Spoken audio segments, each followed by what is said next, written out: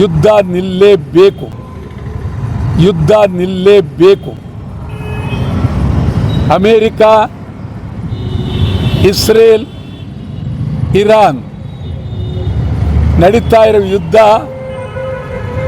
ಇದು ಮೂರು ದೇಶಗಳಿಗಲ್ಲ. ಅಲ್ಲಿ ಯುದ್ಧ ನಡೆದರೂ ಇಡೀ ಪ್ರಪಂಚದ ಉದ್ದಕ್ಕೂ ಕಣ್ಣೀರಿನ ಕಥೆ. ಪ್ರಪಂಚವೇ ನೋವನ್ನು ಪಡ್ತಾ ಇದ್ದಾರೆ, ಕಣ್ಣೀರು ಪಡ್ತಾ ಇದ್ದಾರೆ.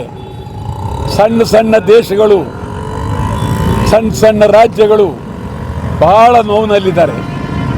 ಇದನ್ನು ಯುದ್ಧ ನಿಲ್ಲಿಸಬೇಕಾದ್ದು ಮೊದಲನೇ ಕರ್ತವ್ಯ.